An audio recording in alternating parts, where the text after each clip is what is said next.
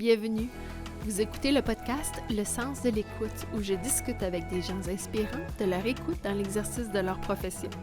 Mon nom est Marie-Ève Dugas et aujourd'hui, on parle avec Natacha Dugas, qui est PDG de Raving Fan. Bienvenue tout le monde. Aujourd'hui, je reçois Natacha Dugas. Natacha est PDG de Raving Fan, qui est une agence de marketing. Salut Natacha, comment ça va? Bonjour Mariette, ça va bien? Oui, ça va très bien, merci.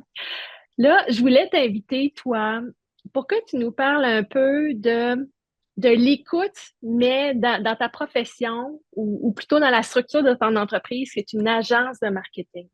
C'est quoi l'écoute pour toi?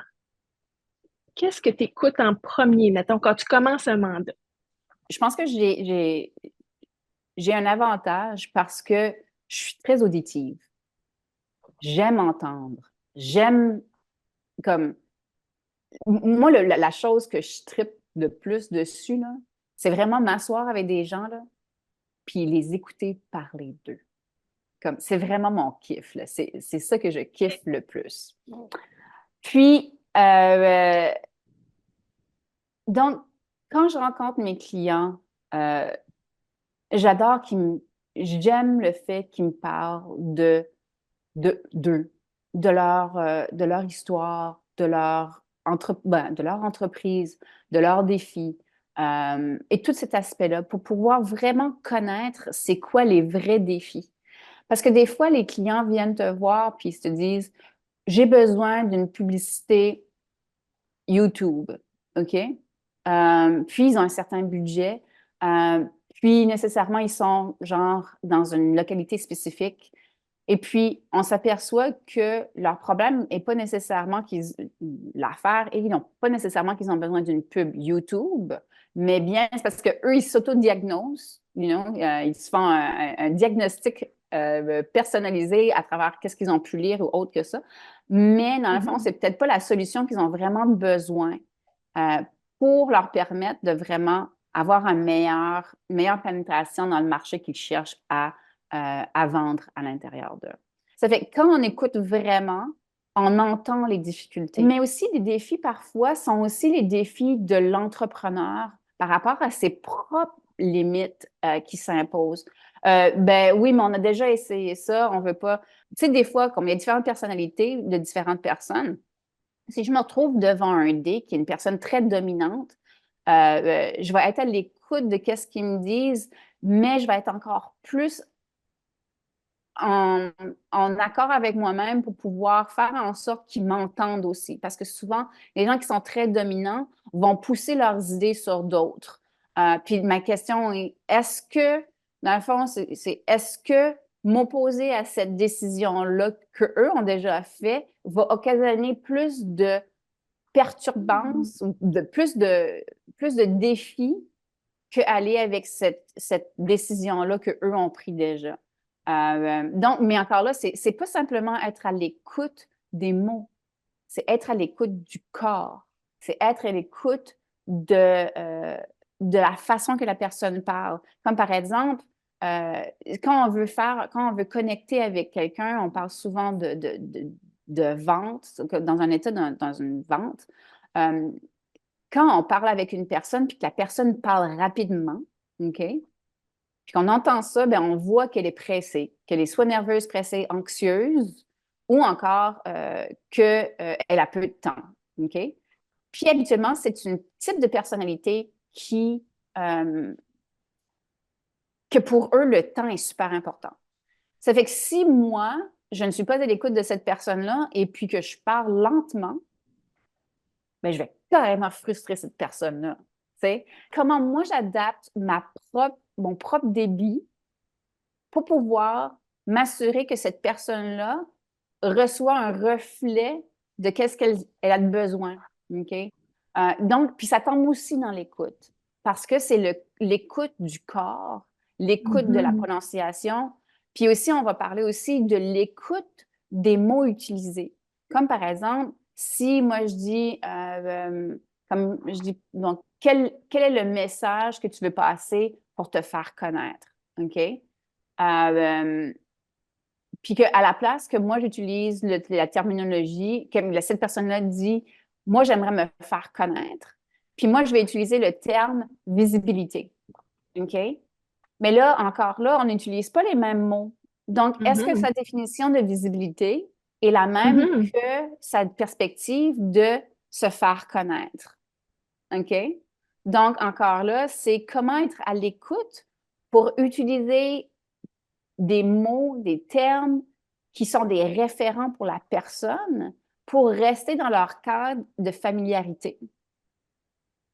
Donc, ça peut être utilisé autant pour une personne qui est un client, mais aussi ça peut être vos enfants, ça peut être votre conjoint, ça peut être n'importe qui, parce que justement, l'écoute est multifacette. Mhm. Puis aussi, l'écoute et le visuel travaillent beaucoup ensemble. Puis comment on fait en sorte que on s'assure que les deux veulent dire la même chose. Moi, j'ai un de mes employés Oui. parce que il me dit oui, mais il fait non avec sa tête. OK? Oui, c'est ça, ça concorde pas. Ça concorde pas pour tout. Puis je le taquine toujours. Je dis, t'es sûr, là, t'es sûr. Puis il me dit oui, oui. Euh, mais il est très conscient qu'il le fait, tu sais, là, ça fait de voir Oui. qu'est-ce que, tu sais, ça fait que c'est intéressant de le voir comme ça aussi. Mais c'est ça, c'est comment le rôle du corps joue avec qu'est-ce qu'on entend. Parce que Mhm. des fois, les gens vont dire quelque chose, puis là, tout d'un coup, ils vont dire oui, oui. Puis là, tu vas voir qu'ils vont avoir un gestuel qui est pas nécessairement normal, mais qui est nerveux. Mhm. Donc, comment les deux s'influencent pour créer une image authentique de la réalité de l'autre. Dans le fond, c'est ça qu'on essaie de comprendre, c'est la réalité de l'autre. OK. Fait que tu vas vraiment en profondeur, là. Tu analyses un peu, tu le fais parler, tu veux savoir c'est quoi le portrait global de son environnement. Tu veux savoir sa demande, elle part de où? Tu veux comprendre ça, tu veux comprendre la source de la demande, tu veux comprendre la personnalité de la personne pour bien entrer en relation avec elle, pour pas qu'il y ait de clash, pour que tu puisses t'aligner avec elle. Puis là, tu vas aussi écouter les croyances limitantes de la personne aussi, tu sais, là-dedans. Puis juste le fait que le mot utilisé, c'est très intéressant quand tu dis qu'il faut que vous ayez le même concept qui est associé au même mot pour pouvoir entrer en relation, pour pouvoir être sur la même longueur d'onde, pour pouvoir être aligné. Puis juste d'être aussi de l'alignement, corps et gestuel et l'oralité, il faut que ça matche pour que le cerveau il comprenne qu'il y a de la vérité là-dedans, sinon ça marche pas. Oui, oui. Non, c'est super Cool. Puis, intéressant. Puis c'est vraiment, puis c'est ça, c'est être capable dans puis c'est pour ça, je pense que des fois, euh, les conversations qui ne permettent pas le visuel deviennent de plus en plus difficiles. Puis au jour où tout se fait par courriel, tout se fait par texto, ça fait tout cet aspect-là, tu sais, il y a comme 80% du message qui est perdu.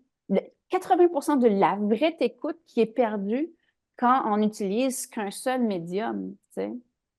ouais, c'est ça. Il y a comme une brisure dans la relation de confiance parce que tu n'as pas le portrait global, tu n'as pas accès à toute l'information que tu es censé recevoir en temps normal. Fait que tu dois poser ta décision sur un faible pourcentage de données, mettons. Donc, au niveau de l'écoute de soi, tu sais, quand on reçoit un message, OK, puis qu'on est dominant ou qu'on est influenceur, qu'on va parler du disque. Moi, j'utilise beaucoup le profil disque, qui est dominant, influenceur. Je pense que c'est stable, puis j'oublie tout le temps l'autre. Il faudrait que je me mette, je pense que c'est consciencieux.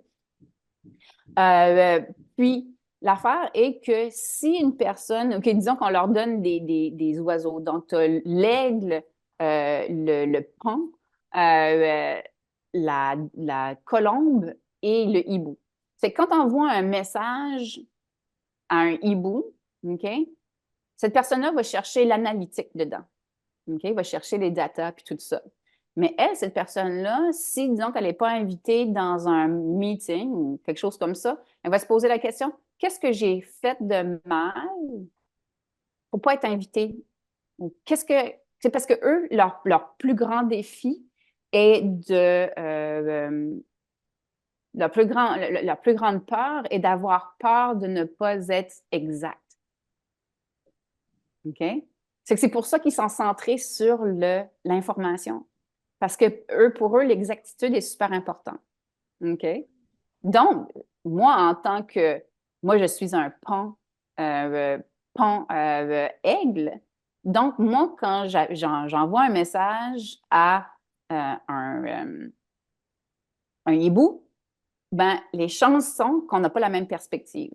Right? Ça fait encore là, c'est comment être plus à l'écoute de soi pour ne pas prendre un message et se l'attribuer dans notre propre langage et non pas de voir le langage de l'autre qui a été envoyé.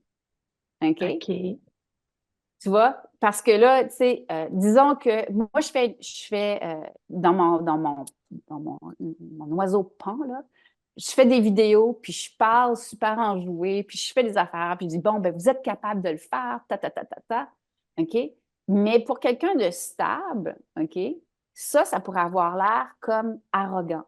Mais Est-ce pour qu'on est d'autres, plus à l'écoute de c'est soi, totalement quand on normal. reçoit un message en se disant, est-ce le vrai message que je reçois? Est-ce que je suis vraiment à l'écoute de l'autre? Ou est-ce que je suis à l'écoute de moi-même à travers l'autre? Donc, est-ce que je prends mes propres peurs? Donc, c'est aussi ça qui est l'écoute. OK? Quand on a des employés Ouais. puis qui viennent nous voir avec un défi, c'est pas une attaque à nous. Oui, peut-être qu'on a des défis, mais c'est pas automatiquement une attaque à nous. C'est en tant que leader, c'est peut-être qu'ils ont vraiment un vrai défi dans leur vie, puis pas être sur la défensive. Donc, c'est vraiment ça. Est-ce qu'on est capable de se dissocier de notre propre personne pour vraiment être à l'écoute de l'autre? Donc, que ce soit dans une relation client, que ce soit dans la relation employé ou autre, je pense que être conscient de deux entités, toutes les deux d'être à l'écoute de l'un et de l'autre et de pouvoir, justement, quand on parlait dans la pré-entrevue, de l'alignement. OK? Moi, mon but, c'est vraiment de toujours essayer de m'aligner avec l'autre. Là, on peut utiliser le mot aligner ou on peut même utiliser le mot fréquence. Comme moi, j'essaie tu vois, comme si je parlais avec quelqu'un d'autre comme Dan Martel, je ne parlerais pas de la même façon que je parle avec toi. Je parle avec toi d'une façon à ce que notre fréquence s'aligne, puis notre fréquence s'agence pour créer un flot de communication entre deux personnes et une écoute réciproque. On parlait des différents types d'alignement ou des différents types de coopération. Il y a la coopération avec l'un et l'autre, OK, entre des humains, mais il y a aussi la coopération ou l'écoute de son conscient et de son subconscient. OK? À quel moment est-ce que son conscient n'écoute pas le subconscient puis pousse des affaires dessus? Puis à quel moment est-ce que le subconscient, OK, crie au conscient puis que le conscient ne l'écoute pas? OK? Puis je pense que pour moi, je pense que ces derniers jours-ci ont été vraiment une nouvelle perspective à comment être à l'écoute de l'autre, être à l'écoute de soi et être à l'écoute du sur-soi qui serait le subconscient. T'sais. Donc, et comment agencer tout ça ensemble pour qu'il y ait une dynamique différente entre les gens puis que vraiment ce partage, je dirais là. Fait que quand tu dis l'écoute de soi, quand tu parles de subconscient, est-ce que tu parles de nos croyances limitantes, mettons, qui pourraient faire en sorte que nos croyances influencent la façon qu'on va lire un message, influencent la façon qu'on va recevoir le message? Oui, définitivement, ouais, c'est ça. Ça fait que quand on parle de subconscient, je ne suis pas 100% certaine que le subconscient est l'aspect limitant. Je pense qu'on est très conscient de nos limites. Je crois que notre subconscient est le subconscient sait qui on est. Tu sais, ta petite voix intérieure qui dit des trucs que tu sais qui n'est pas vrai, OK? OK? Quand tu le sais que tu n'es pas vrai, c'est ton intuition qui te dit qu'est-ce que je me fais nourrir tout de suite, c'est pas vrai. Parce que un jour, quelqu'un t'a dit ci, quelqu'un t'a dit ça. Tu sais, là? Ça fait que comment est-ce qu'on peut être plus à l'écoute de notre vrai être? On pourrait utiliser le mot divinité, on pourrait utiliser le mot destinée, on pourrait dire croyance, peu importe. Mais moi, je pense que tout le monde sait au fond d'eux qui ils sont réellement. L'affaire est, est-ce qu'ils sont assez à l'écoute pour leur permettre d'être, puis de laisser cette personne-là être, sans l'influence de toujours se faire dire qui on est ou qui on doit être, ou de perturber cette réalité. Moi, je trouve ça intéressant parce que un de mes auteurs préférés, c'est Wayne Dyer.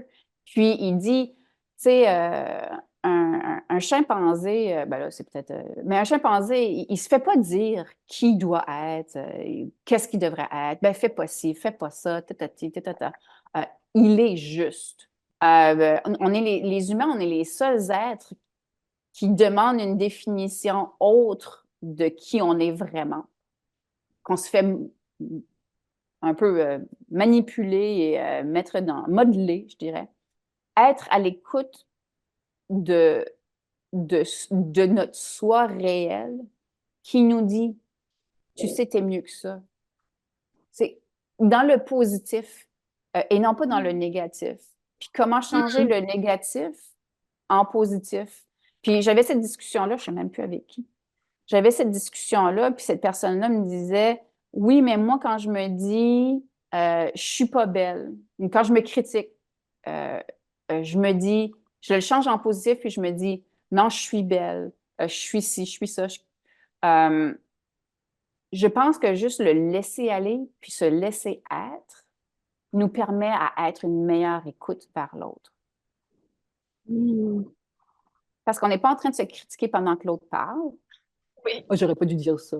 Oui. Dans le fond, c'est quoi le dialogue intérieur qui se fait pendant que tu parles avec quelqu'un d'autre? Puis est-ce que tu es vraiment à l'écoute de l'autre pendant que tu es en train d'avoir ce dialogue-là avec toi-même? Tu sais? Ça fait plutôt de laisser aller toutes les critiques qui se passent dans ta tête pour vraiment juste être ouvert à l'autre. Oui, dans le fond, là, l'écoute, tu es en train de dire que l'écoute de soi, c'est une ouverture. Finalement, c'est d'atteindre une ouverture à ce qui est à l'environnement, une ouverture à l'autre. L'écoute, c'est laisser toute la place à l'autre. C'est exactement ça. C'est exactement. C'est laisser toute la place à l'autre tout en étant conscient de nos émotions face à ce que l'autre dit. Okay? Le gauge, c'est pas de se parler pendant que l'autre parle. Le gauge est comment je me sens pendant que l'autre parle. Okay? Est-ce que cette personne-là me fait sentir bien ou pas bien? Okay? Puis, c'est pas nécessairement faire l'analyse au moment présent, mais certainement de faire l'analyse éventuellement, tu sais. Ou encore, si tu es à un autre niveau, tu peux juste laisser aller l'émotion puis pas t'en attacher parce qu'elle ne t'appartient pas nécessairement. C'est juste une émotion, c'est juste un moment, tu sais. Puis notre cerveau va en référant constamment dans le passé puis dit ah, je trouve filière X, je trouve filière Y. Tu sais, moi j'ai adoré j'ai pris un cours de logique à un moment donné. Puis ça, j'ai tellement trippé un cours de logique parce que, dans le fond, puis je trouve que ça explique tellement notre système de filière de passé quand on prend le passé puis on l'attribue au présent. Ça fait que dans le fond, elle dit la baleine est un mammifère. Et la prémisse 1, c'est que la baleine est un mammifère. Donc, la baleine vit dans l'eau. Okay? Donc, tous les mammifères vivent dans l'eau. Okay? On prend deux aspects puis on vient à une conclusion. Est-ce que la logique est est vraie ou fausse. OK? Mais c'est le référent qu'on nous a donné. Donc, combien de fois on va dans notre passé en cherchant un référent à une logique qui n'est pas basée sur la réalité du moment? T'sais? Donc, encore là, est-ce qu'on est vraiment à l'écoute de la personne ou est-ce qu'on est en train de chercher dans notre vieille filière pour trouver comment étiqueter la situation? Mhm. Je pense que l'écoute se fait vraiment dans la présence, avec la présence avec son employé, la présence avec ses clients, puis tout ça, mais d'arrêter d'aller chercher dans nos filières passées. Parce que cette personne-là n'était pas dans ton passé. Mm. On ne peut pas appliquer le passé. On peut comprendre le passé, on peut apprendre du passé. Puis je pense que trop de personnes se limitent à leurs expériences passées et ne donnent pas la possibilité de vivre d'autres expériences dans leur vie dû au manque d'ouverture vers quelque chose de nouveau. De là, tu sais, quand tu disais de se laisser aller à cette ouverture-là, de se laisser aller à cette écoute complète-là, te permet justement d'être au moment présent et d'arrêter d'aller te rassurer à aller te chercher des référents dans le passé dans le fond, pour se rassurer finalement de l'événement qu'on vit tout de suite. Fait que d'être dans le moment présent, c'est l'écoute totale qui te permet cette ouverture-là à une expérience nouvelle à chaque fois. Exactement.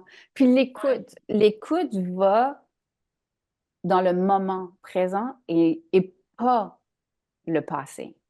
J'ai un de mes clients qui est super agressif, tu sais, comme vraiment, tu sais, je pense que si des fois, c'est vraiment un aigle, tu sais, de première, tu sais, mais comme à 98% aigle, OK? Elle a un but, c'est le résultat qu'elle cherche, OK? Totalement focus sur son résultat qu'elle cherche et n'est pas conscient nécessairement de son entourage, de la façon de parler à son entourage, d'être consciencieux aux gens qui l'entourent ou peu importe. Cette personne-là est focus sur son but. Puis, tout à son honneur. C'est sa personnalité. OK? Puis, la question est, dans le fond, c'est comment est-ce que moi, je peux modifier mon écoute et rester ouverte à sa personnalité? Oui. Ne me faisant pas blesser, en ne me permettant pas d'être blessée par ces mots, sachant que cette personne-là c'est juste sa personnalité, qu'elle est comme ça, tu sais. Elle parle comme ça, elle parle à tout le monde Oui, comme ça, elle dit oui, tout le monde comme ça, c'est pas moi, j'ai pas besoin de me sentir blessée, j'ai pas besoin de me sentir X, Y, Z, ça ne m'appartient pas, tu sais. Donc, je peux dire qu'il faut qu'on accepte d'être abusé. Là. Je dis pas, là, je parle pas de l'abus émotionnel ou rien de ça, là, je dis pas ça. Mais de savoir qu'il y a certaines personnes qui sont juste comme ça, puis que ça n'a rien à faire avec toi. Puis c'est ça, exactement. Puis se dissocier se dissocier de cet aspect-là, de cette personnalité-là. Comment que cette écoute-là influence la qualité du service que tu donnes? Je pense que l'écoute influence beaucoup le résultat. Parce que si tu n'en es pas à l'écoute, c'est un peu comme qu'on parlait hier avec un client. Lui, il veut bâtir un software, un logiciel. OK? Mais là, il va parler au programmeur pour dire c'est ça que j'ai besoin. OK? Puis là, le programmeur, lui, il va se faire sa propre idée de qu'est-ce qui est véhiculé. OK?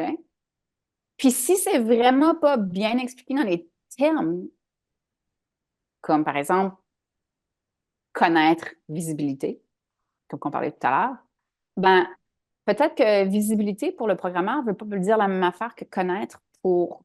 Donc, encore là, c'est vraiment là où est-ce qu'est la dissonance entre l'écoute de l'un et de l'autre. Donc, la qualité du service, c'est d'un peu anticiper, comme par exemple quand moi j'envoie comme j'ai fait une proposition à un client, cette personne-là a juste fait, c'est exactement ça que j'ai besoin. Parce que tu comprends, parce que tu connais, tu sais. Puis c'est là vraiment qu'est le rôle qui joue un gros rôle, parce que tu es capable d'arriver avec une solution totalement adaptée à qu'est-ce qui est leur besoin, parce que tu as su comprendre les besoins. Fait que oui, par défaut, la qualité de l'écoute influence énormément. Je ne dirais pas nécessairement la qualité du service que tu donnes, mais les attentes du client par rapport au service. OK? Parce que le service, ça dépend, est-ce que tu as pris ceci. Ça fait que ça dépend vraiment de qu'est-ce que le mot qualité veut dire pour un et pour l'autre, sont vraiment différents. Là, est-ce que c'est. Donc, c'est exactement ça. Fait que je pense que c'est vraiment là où ça joue. Est-ce que. Puis justement, on parlait de validation au début. Quand on envoie, nous, une proposition, comme avant de mettre des chiffres dessus puis tout ça, on rencontre toujours de nouveau le client puis on dit est-ce que nous avons bien compris vos besoins? Surtout dans des gros projets. Les petits projets, moins, là, mais comme les gros projets là, de 50 000 ou de 100 000, là, on s'assoit ensemble puis on dit OK, est-ce qu'on a vraiment bien compris vos besoins? Parce que moi, je peux mettre un prix sur qu'est-ce que moi j'ai compris, mais si je n'ai pas validé qu'est-ce que j'ai compris avec le client, ben là, il faut tout que je retourne puis qu'on refasse notre projet au complet. Puis c'est vraiment pas, c'est vraiment à ce moment-là, dans un projet, que cet alignement-là entre les deux parties, moi, je te fais ça, OK? Oui, c'est une tasse que tu veux? OK, parfait. Ou est-ce que c'est un contenant que tu veux? Parce que c'est deux choses totalement différentes. Ça fait encore là, je pense que c'est dans la terminologie pour la validation, justement, de est-ce que je t'ai bien compris? Puis souvent, avec un employé, c'est quelque chose qu'on utilise souvent, c'est la validation de l'écoute. C'est j'ai besoin que tu fasses X, Y, Z. OK. Toi, dis-moi, qu'est-ce que tu as compris que tu dois faire? Ah, ben moi, j'ai compris qu'il fallait que je fasse Z, W, E. Ah, OK. Donc, c'est pas nécessairement ça que j'ai dit. Est-ce qu'on peut s'enligner pour comprendre la même chose? OK, on va mettre ça par écrit. Est-ce que tu as bien compris? Je pense que c'est le plus grand défi de toute entreprise qui a énormément d'employés, c'est de s'assurer que le vocabulaire est le même à travers, et la compréhension est la même à travers ses employés. Donc, Ouais. ouais. Fait que c'est encore la notion d'alignement. Fait que l'écoute te sert à être aligné vers une orientation qui est commune, vers un but commun. Fait que c'est encore cette notion-là d'alignement, mais avec parité, dans toutes les étapes, dans toutes les communications qu'il y a à avoir, soit entre les clients ou envers les employés qui vont travailler en partenariat avec toi pour le mandat. As-tu déjà rencontré quelqu'un dans ta vie, Marie, que c'est juste un flow parfait avec cette personne-là? C'est comme si vous êtes tissés de la même, du même fil. Cette personne-là parle, tu la comprends. Elle fait quelque chose, tu sais déjà avant qu'est-ce qu'elle va faire, puis tout ça. Dans le fond, là, qu'est-ce qu'on veut faire? C'est l'alignement, là, c'est ça qu'on veut faire. C'est qu'on veut s'aligner le plus près de cette personne-là possible. Puis les sens, OK? Tous les sens n'ont qu'une seule fonction. C'est de comprendre comment s'aligner avec la personne. Là, tu as vraiment dit des affaires super intéressantes dans tout le moment qu'on a passé ensemble.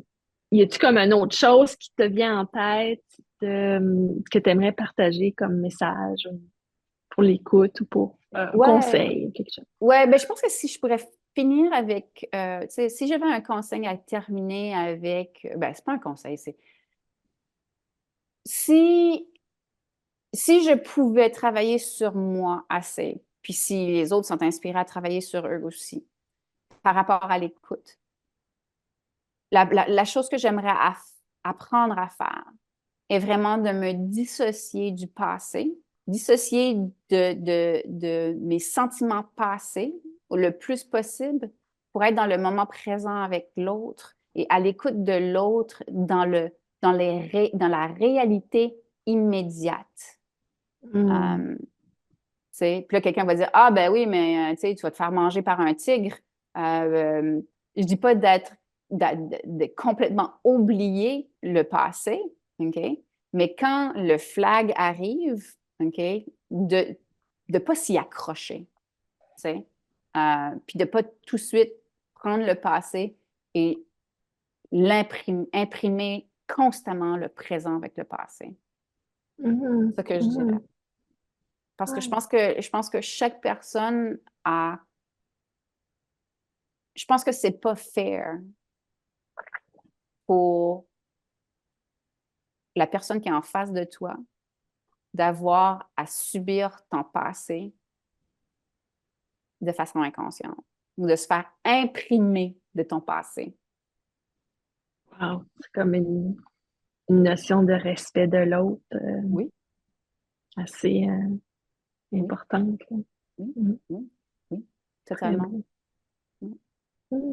Fait qu'il y a un respect de soi là-dedans, de vouloir rester ouvert à l'expérience, c'est la première fois que tu vis cette expérience-là de toute façon.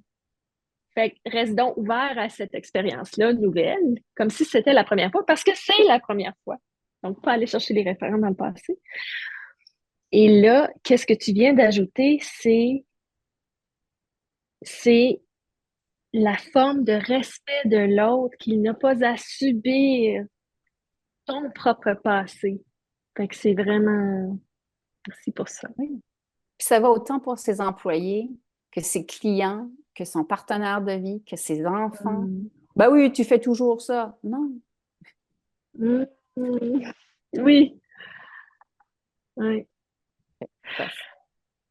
Eh bien, merci pour ton temps. Merci pour Merci à tout ce toi. partage-là. C'était vraiment intéressant. J'ai beaucoup apprécié tout ce que tu as partagé. Merci, Marie-Ève. Toujours un plaisir de discuter avec toi.